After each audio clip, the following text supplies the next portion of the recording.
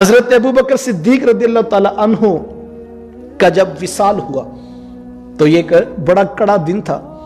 जब हजरत उमर रज़ियल्लाहु ताला अन्हु की आंखों में आंसू थे, चूंकि अब जिम्मेदारी इनकी कंधों पर पड़ गई, तो ये जब तख्त खिलाफत पे तशरीफ फरमा हुए तो बताया जाता है कि हजरत उमर रज़ियल्लाहु ताला अन्हु मदीने से बाहर एक बुढ़िया थी जिसके जो है वो अहलो अयाल कोई भी पास नहीं था और वो तन्हा रहती थी और उसकी आंखों की बेनाई भी खत्म हो गई थी।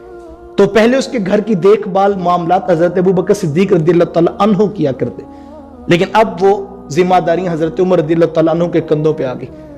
आप घर गए, जाके वेड़े में झाड़ू दिया, मशकीज़े में पानी भरा, खाना तैयार किया और लुकमा बनाकर उस बुढ़िया के मुंह में रखा तो बुढ़िया की आंखों में आंसू आ गए। कहने लगी, लगता है आज दुनिया पे अबू बकर नहीं रहे।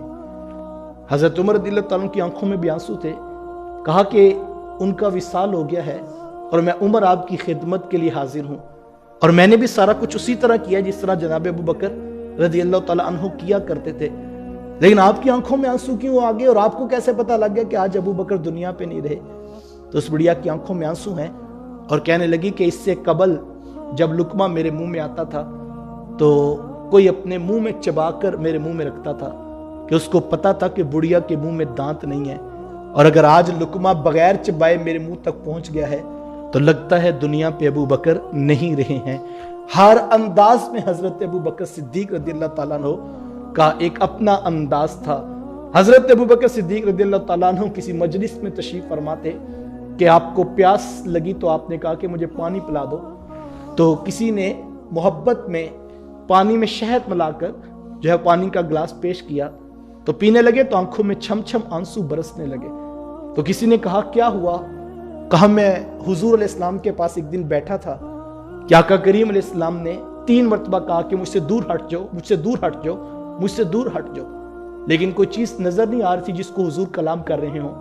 तो मैंने ताज्जुब से पूछा कि हुजूर जी मुझे तो कुछ दिखाई नहीं दे रहा और आप बार बार फरमा रहे मुझसे दूर हट जाओ, मुझसे दूर हट जाओ, तो आखिर वो कौन सी चीज है जिसको आप खिताब कर रहे हैं?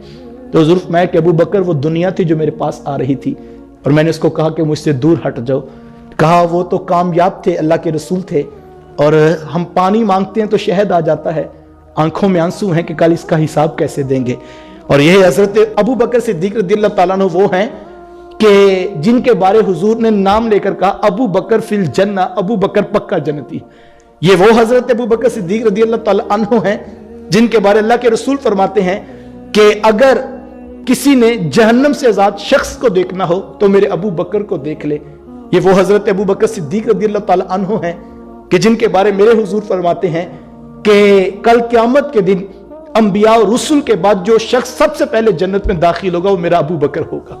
और ये आप जानते हैं तमाम उम्मतें बाद में जन्नत में जाएंगी, मेरे हुजूर की उम्मत सबसे पहले जन्नत में जाएगी, और सब उम्मतियों में जमीन पर बसने वालों में अंबिया और रसूल के बाद सबसे पहला शख्स जो जन्नत में जाएगा उसका नाम जनाब सिद्दीक अकबर रज़ियल्लाहु ताला।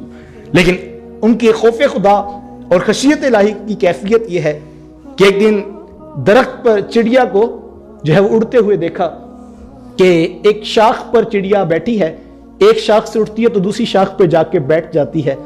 जब ये मंजर देखा तो आंखों में आंसू आ गए और हसरत से कहा, वाह चिड़िया तेरी मौज लगी है, एक शाख से खाती है तो दूसरी शाख पे जाके बैठ जाती है और कल आखिरत के हिसाब से भी बच गई। फंसे तो हम हैं, यहां भी एहतियात से जिंदगी गुजारनी है और कल क़यामत के दिन हिसाब भी पूरा देना होगा।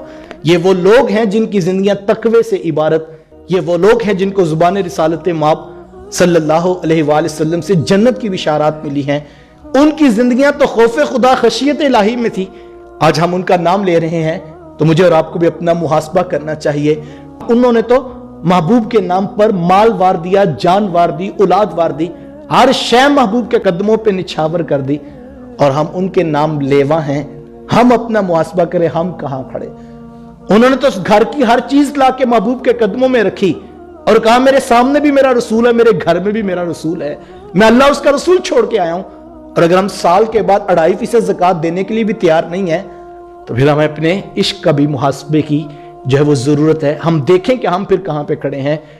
महबूब अलैहिस्सलाम की इताअत और फर्मा बरदारी, उनके साथ इश्क, یہ حضرت ابو بکر صدیق رضی اللہ تعالیٰ عنہ کی زندگی کا خاصہ ہے۔